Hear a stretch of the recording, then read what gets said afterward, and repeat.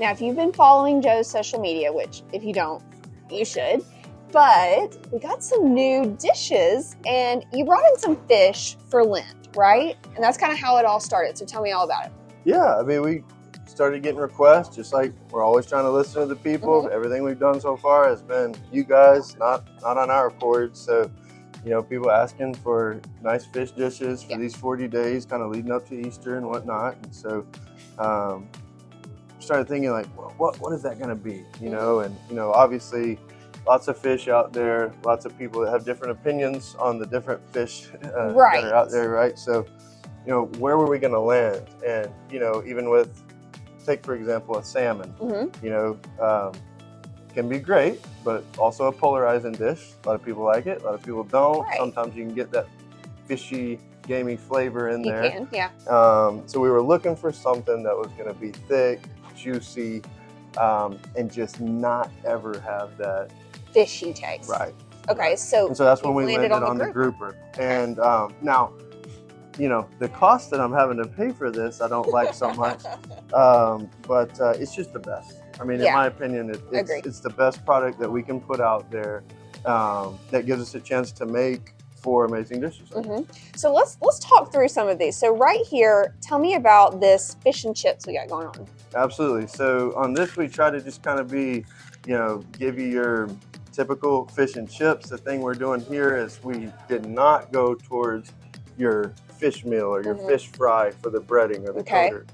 We stuck with our in-house crispy coater that we would use like on a chicken parm or you know, other things that we do here in-house. And I mean, I feel like we really knocked it out of the park because it's letting that grouper speak for itself.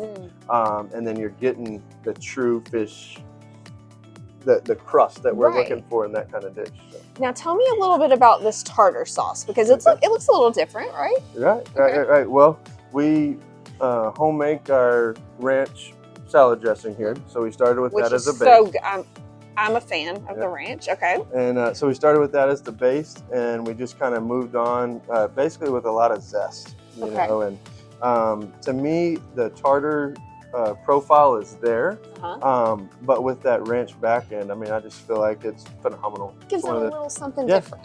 One of the best dipping sauces I've ever had with a piece of grouper. I love a sauce. There you go. Sauce always makes it fun. Now let's move over to this dish. We've got a sandwich. We've got something very special about this bread. Tell me about it. Well, this is Griselda's homemade focaccia. Griselda is our lead baker. She's made this bread every morning. She comes in at 6 a.m. She's done this for 15 years since the place opened.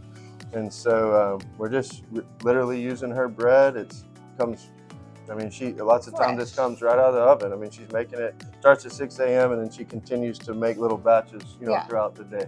So I've heard she's kind of 1 in a million. So I feel like maybe on one of our monthly segments, we need to get a little Griselda action, you think? We need to get her out here for sure. So you've got this, and you've got an aioli base on this too, which is a little different. Or a spread. Correct. On it, we use the spread, so it's a mint aioli. We also bring it over on the plate as a compliment, kind of a sidecar there. But I think the spread on it's phenomenal. It keeps, you know, it just keeps it from being dry. But again, this kind of fish, we can do it blackened, we can do it grilled or fried, you know, on this sandwich. And but again, that grouper is just really speaking for itself there on that sandwich. We're not overdoing it. Right, absolutely. Now talk about the plate a little bit because it looks gorgeous. Right, so a little bit elevated here. Really nice pilaf that we did on this. Again, I mean, for a pilaf, I feel like chef really hit the profile. You've got your seared lemon there, so of course we're going to squeeze that over the top. Mint aioli, nice garnishes. It still has the tartar on the side if you like that with that. It's great. I mean, the flavors on that are going to pop. And out of the 3, I would say, as much as I love the fish and chips, if I'm talking about, you know, the plate or the sandwich, the blackened is just fantastic. The way to go. Okay. And then our salad, I love the colors in the salad. There you go. Yeah, just trying to give you a little bit nicer mesclun mix there. Really nice red cabbage, nice red onion on there.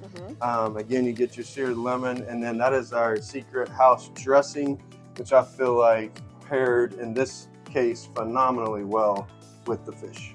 I love a secret dressing. There you Any go. kind of a secret dressing, There you you go. know it's going to be good, There you right? go. And obviously we can sub that out for Italian or Yeah. ranch or whatever anybody likes. We have some blue cheese that's kind of hidden back on the shelf there, but Okay. I think this house dressing is perfect with it.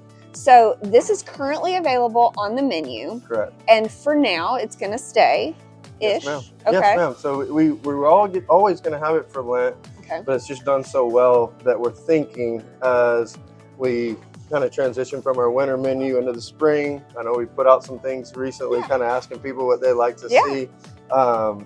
You know, we've been looking for opportunities to expand our seafood anyway. So, you know, we had the jumbo prawns, we had those big, beautiful butterfly shrimp that we've been using on our Gambari. And so this just kind of gives us an opportunity to expand that fish and seafood section.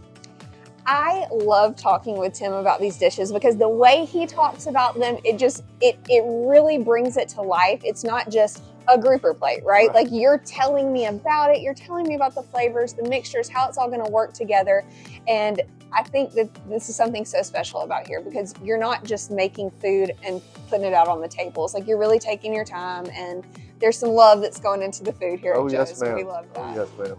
All right, so we're going to have lots more to talk about. We've had some good ideas, like we said, on some segments going forward, but we're going to talk every month, and I'm excited for this partnership we've got, and we thank you so much. Yeah, we're excited as well. Thanks, everybody.